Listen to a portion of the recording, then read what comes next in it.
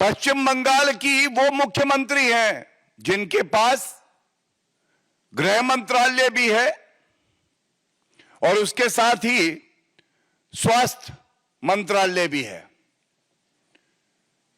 और आज ये प्रेस वार्ता का मुख्य मकसद ये है इंसाफ, इस्तीफा और इकबाल। इंसाफ मिलेगा जो हमारी बहन है जिसके साथ जघन्य अपराध हुआ, बलात्कार हुआ और हत्या कर दी गई, उसके परिवार को इस्तीफा देना चाहिए ममता बनर्जी को। और अभी प्रेस वार्ता में मैं आपके सामने जो बिंदु रखूंगा,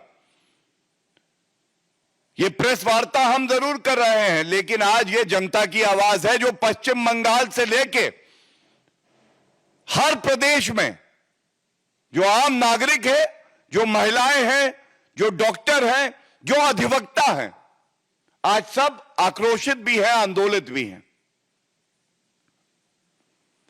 सबसे पहले हमें यह कहते हुए कष्ट है that Mamata Banerjee has become Mamata the destroyer. In essence, what is she destroying? That is very important to know.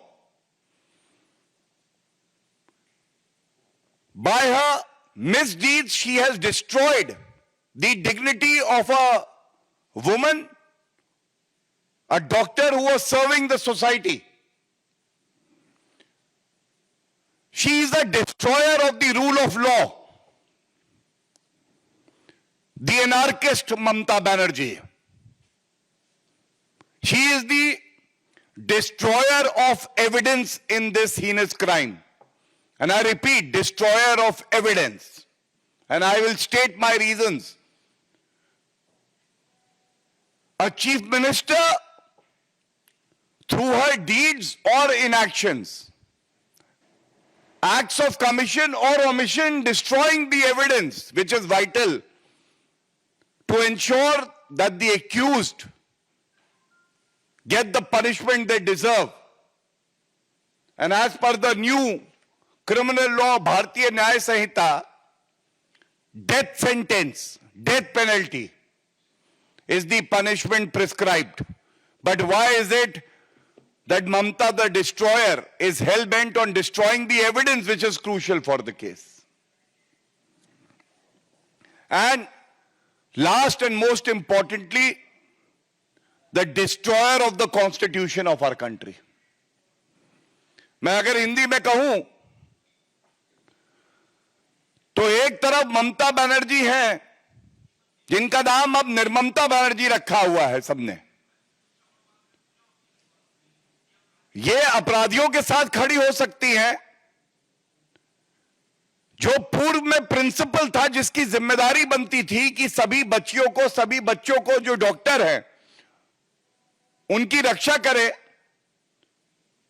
उसके खिलाफ कार्रवाई तो दूर की बात है, उसको रिवॉर्ड करती हैं, ये उसके साथ खड़ी होती हैं। और ये नष्ट क्या करती हैं? ये नष्ट करती हैं एक महिला की अस्मिता को, नष्ट करती है ये संविधान के प्रावधानों को जिसकी इन्होंने शपथ ली है कि मैं बचाऊंगी, नष्ट ये करती है कानून का जो राज होना चाहिए उसको, और नष्ट ये करती है जो तथ्य और साक्ष्य सबसे जरूरी है इस केस में उनको।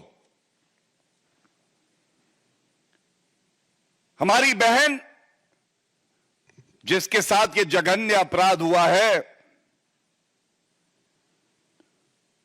आज सभी चैनल भी दिखा रहे थे, ये कहना गलत नहीं होगा कि वो वीर थी। उसने अपनी अस्मिता को बचाने के लिए संघर्ष किया, लेकिन ममता बनर्जी का कानून का डंडा नदारद था।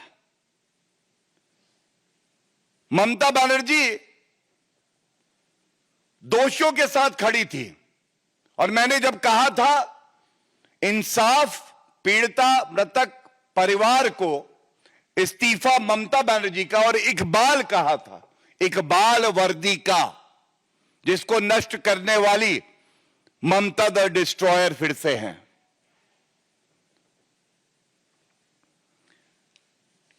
जो रिपोर्ट सामने आ रही हैं और बड़ी जिम्मेदारी से एक नागरिक होने के नाते, हमारी बहन का भाई होने के नाते, भारतीय जनता पार्टी का प्रवक्ता होने के नाते और एक वरिष्ठ अधिवक्ता होने के नाते यह सवाल मैं पूछता हूं। यह सवाल मेरे मुख से पूछे जा रहे हैं, लेकिन ये पश्चिम बंगाल की जनता के सवाल हैं।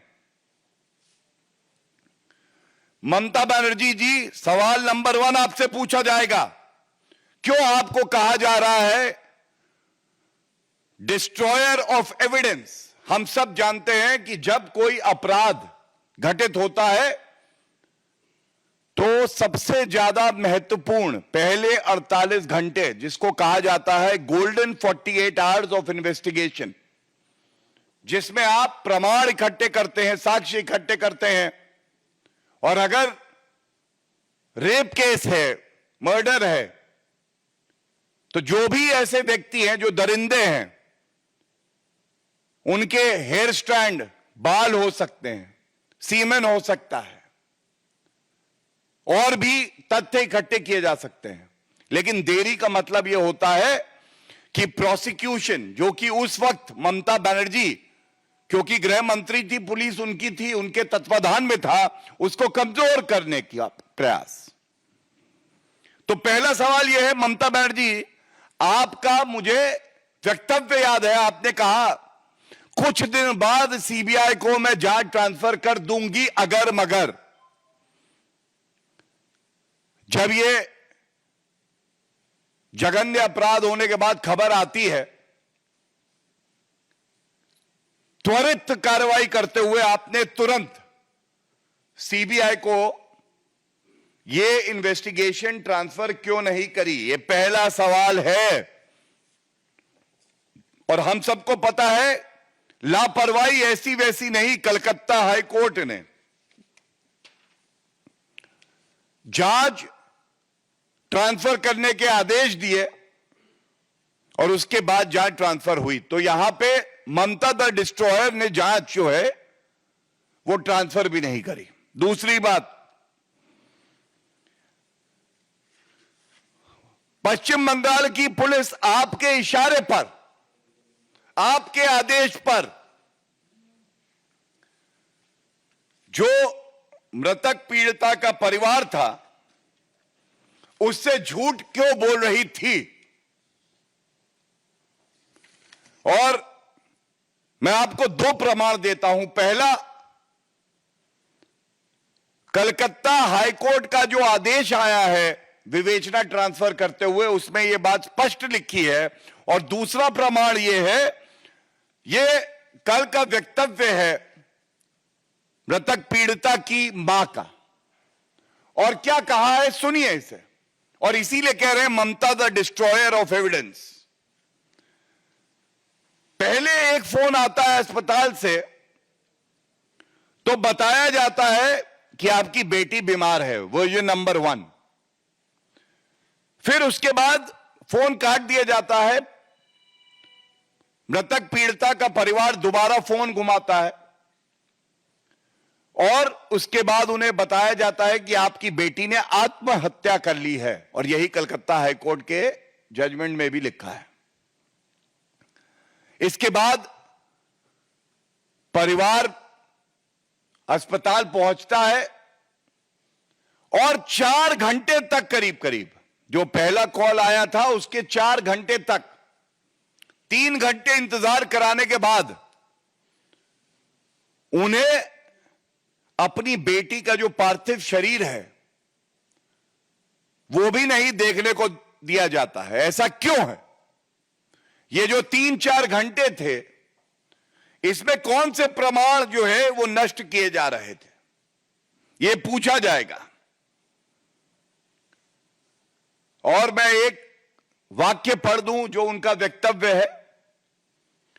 हमें शुक्रवार को सुबह 10:53 बजे ये फोन आया। जब हम वहां पहुंचे अस्पताल, तो हमें उसे देखने को नहीं दिया गया, हमें उसे 3 बजे देखने दिया गया। और उसके बाद जो वर्णन है, क्योंकि हमारी बहन की अस्मिता का सवाल है, वो मैं आगे नहीं पढ़ रहा हूं। और नहीं पढ़ रहा हूं क्योंकि ये दरिंदगी का प्रमाण है, और कोई भाई ये शब्द नहीं पढ़ सकता है। पीड़ा जरूर है, लेकिन वो शब्द और वो वाक्य मैं नहीं पढ़ूंगा।